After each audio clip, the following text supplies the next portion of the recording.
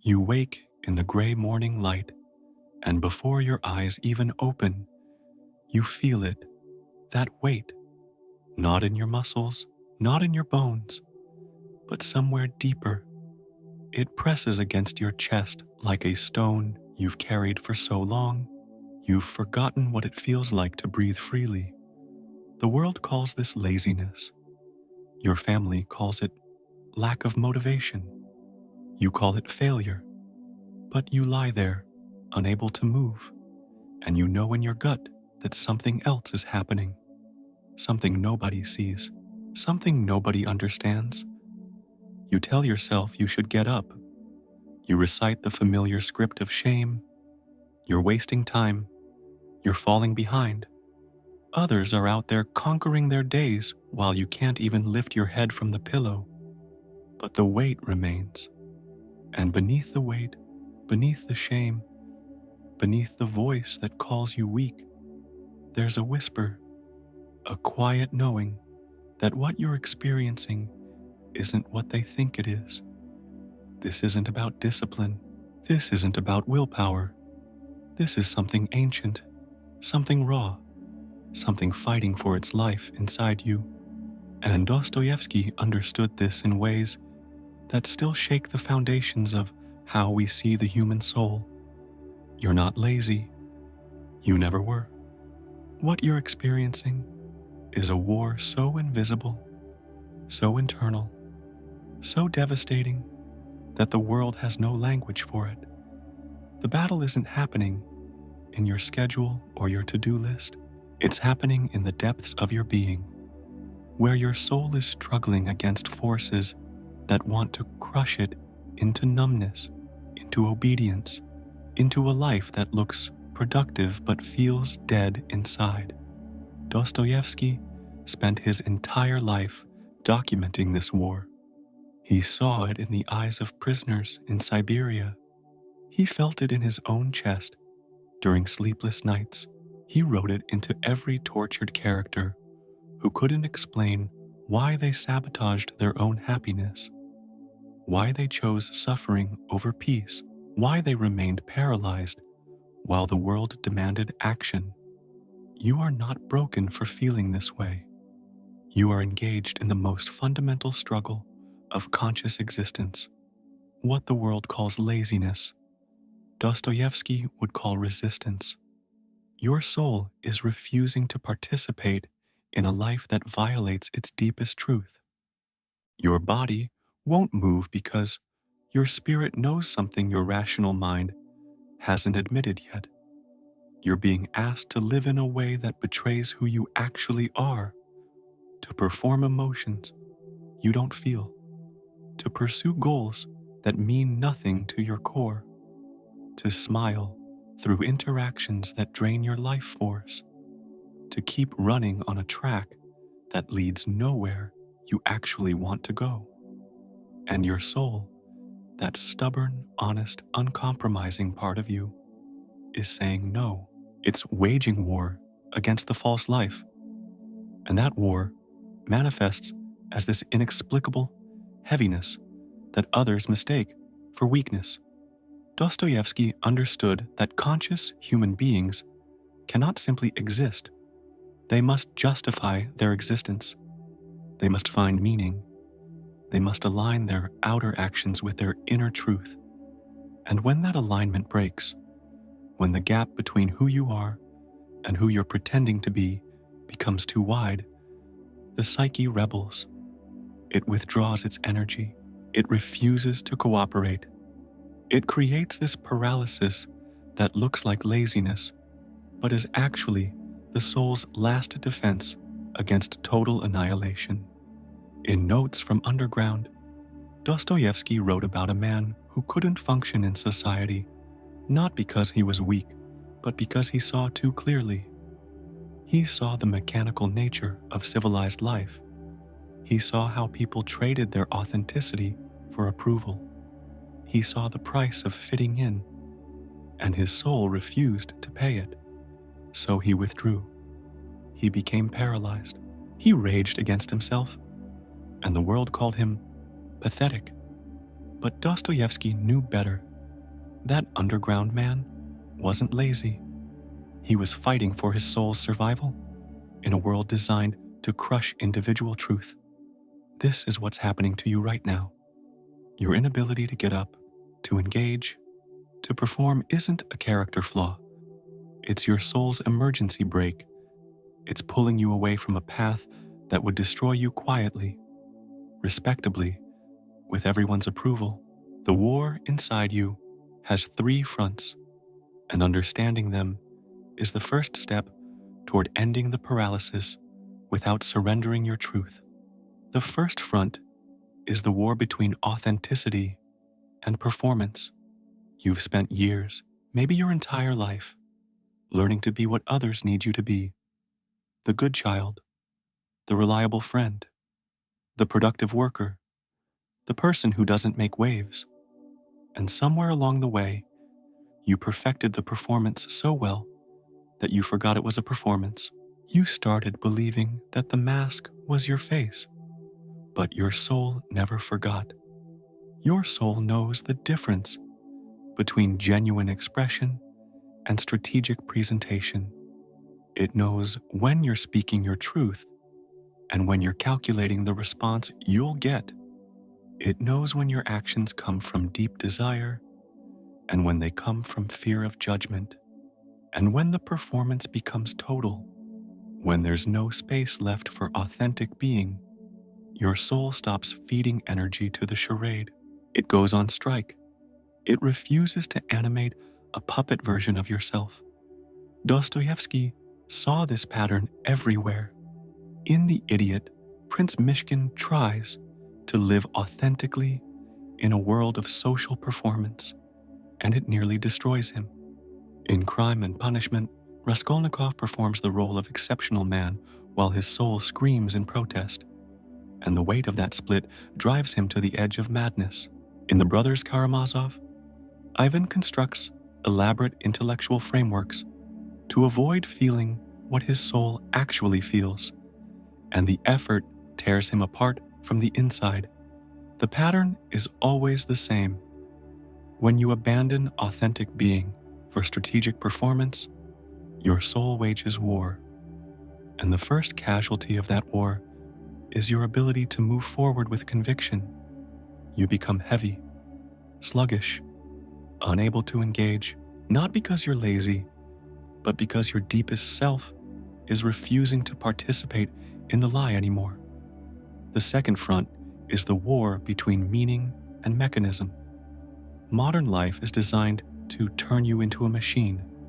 Wake at the same time, follow the same routine, produce the same output, consume the same distractions, repeat until death.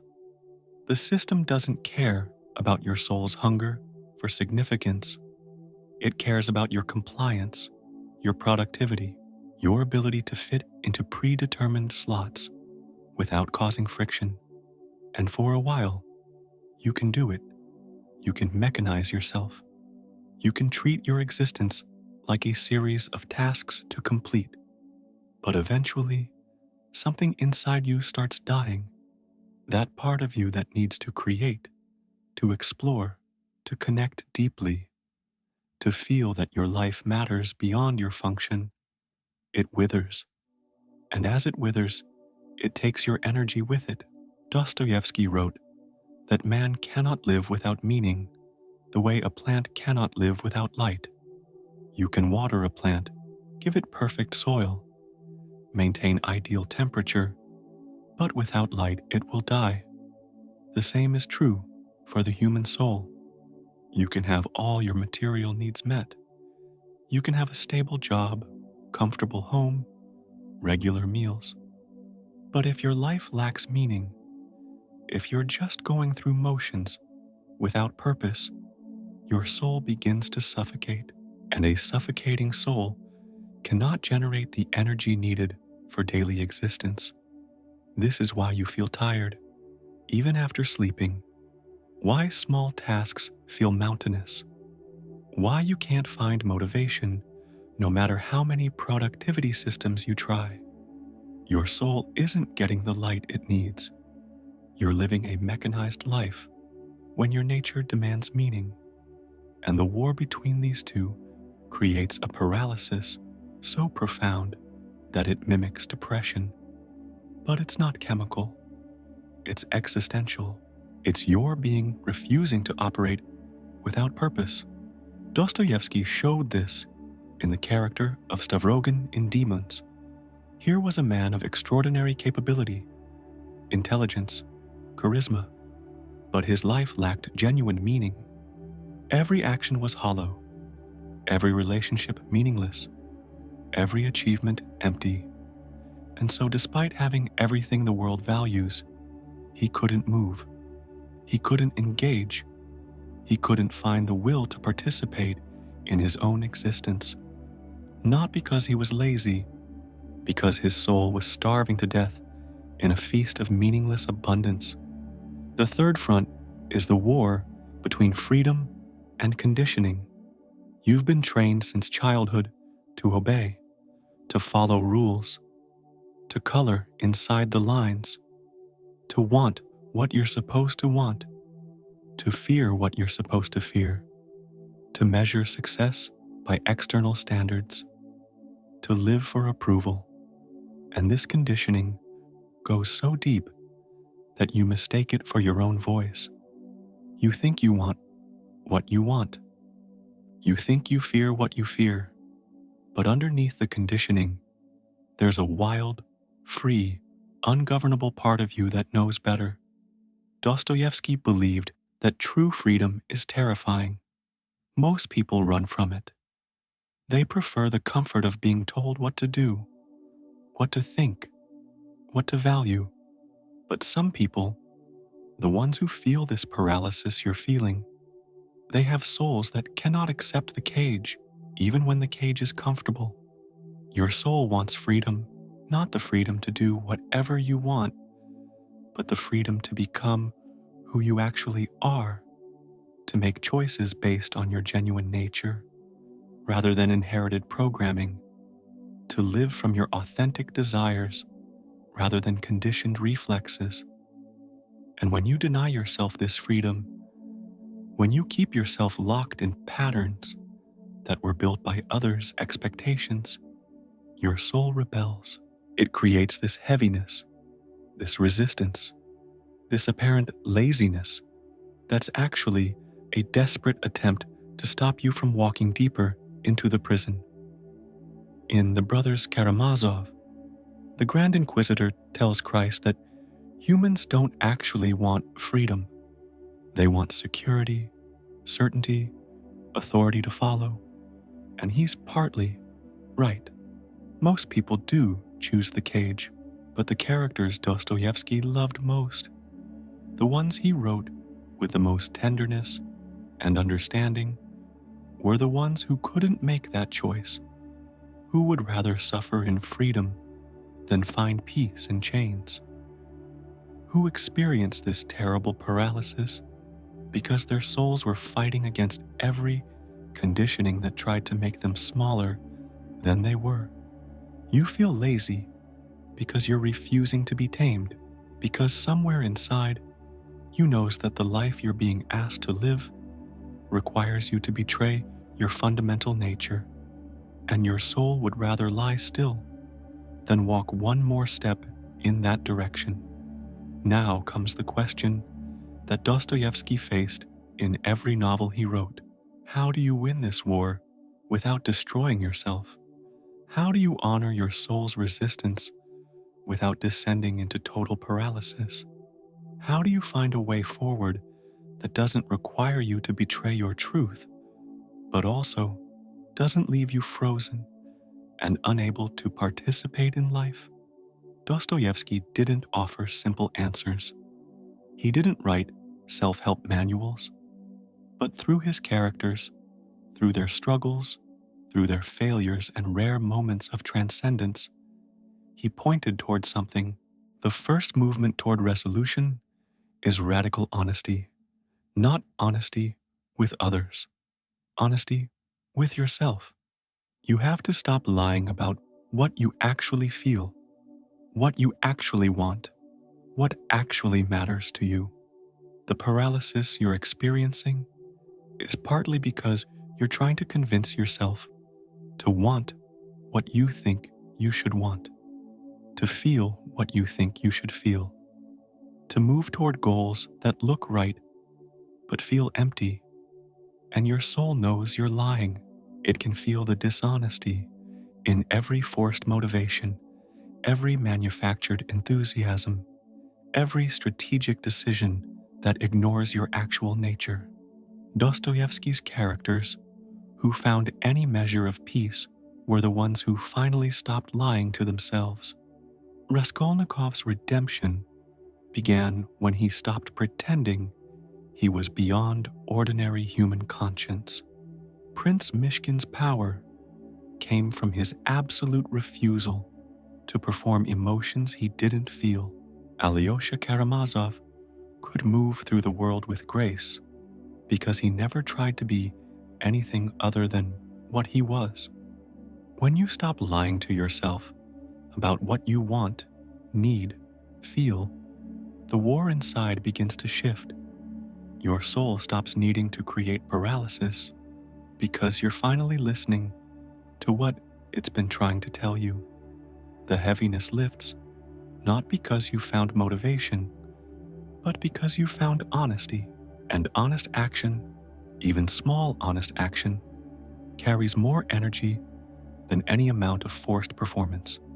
The second movement is accepting suffering as part of truth. Dostoevsky believed that real transformation always involves suffering, not meaningless suffering, not suffering for suffering's sake, but the suffering that comes from living honestly in a world designed for lies, from being authentic in a culture of performance, from pursuing meaning in a system built for mechanism. When you stop trying to avoid this suffering, when you accept that choosing truth over comfort will hurt, something shifts. You stop waiting for an easier path. You stop hoping that one day it won't be hard to be yourself. You recognize that the war your soul is fighting is real, the cost is real, and you're willing to pay it. This acceptance doesn't make the paralysis disappear instantly, but it changes its quality. Instead of feeling stuck, you begin to feel positioned. Instead of feeling weak, you begin to feel like you're gathering strength for a battle worth fighting. The heaviness becomes less about inability and more about preparation. The third movement is small, honest action. You don't need to revolutionize your entire life today. You don't need to quit your job, leave your city, burn down everything you've built. Dostoevsky understood that transformation happens in small moments of genuine choice. You take one small action that aligns with your actual truth instead of your conditioned performance. You speak one honest sentence instead of the strategic one. You make one decision based on what you actually want instead of what you think you should want. You spend 1 hour doing something that feeds your soul instead of something that maintains the mechanism. These small, honest actions are like tiny cracks in the wall of paralysis. Each one lets a little light through. Each one proves to your soul that you're listening, that you're willing to honor what it's been fighting for. And gradually, the energy begins to return. Not the frantic energy of performance, the steady energy of authentic being. Dostoevsky saw that most people spend their lives in what he called the sleep of reason. They live mechanically, automatically, never questioning whether their life actually belongs to them. But some people wake up, and the waking is agony. Because once you see how much of your life has been a performance, how much energy you've wasted on meaningless mechanism, how deeply you've betrayed your own freedom, you can't go back to sleep. The paralysis you feel is the transition between sleep and waking. It's the moment when you can no longer function in the old way, but haven't yet learned to function in the new way. It's terrifying. It looks like failure. It feels like death. But Dostoevsky would tell you it's actually birth, the death of the false self, so the true self can finally emerge. You're lying there in bed right now, unable to move, and you think you're losing. But what if you're actually winning? What if your soul's refusal to participate in the lie anymore is the bravest thing you've ever done? What if this heaviness isn't weakness, but strength in a form you don't recognize yet? What if the war nobody sees is the only war that matters, and you're fighting it with every moment you refuse to pretend anymore? Dostoevsky would look at you with those penetrating eyes, that understanding born from his own suffering, and he would say, "You're not lazy, you're not broken, you're not failing, you're undergoing the most fundamental transformation a human being can experience. You're becoming real, and becoming real always looks like dying first. The caterpillar doesn't know it's becoming a butterfly. It just knows it can't crawl anymore. You can't crawl through the performance anymore. Can't mechanize yourself anymore. Can't live for others' approval anymore. The old way is finished, and the new way is terrifying because it demands you live from your actual truth, feel your actual feelings, want your actual wants, even when nobody understands, even when it looks like failure, even when you're completely alone. This is the war nobody sees, the most important battle you'll ever fight, and it's happening right now, in this moment, in this heaviness that won't let you get up and pretend everything is fine. Your soul is fighting for its life, for its freedom, for its right to exist authentically in a world that wants to turn you into a useful machine. Don't surrender to the voices that call you lazy. Don't believe the shame that says you're weak. You're engaged in the deepest form of resistance, the kind that doesn't announce itself, the kind that looks like nothing from the outside, the kind that's changing everything on the inside. If this reached you somewhere deep, somewhere you rarely let anyone see, leave a comment telling me which part spoke to what you're actually experiencing.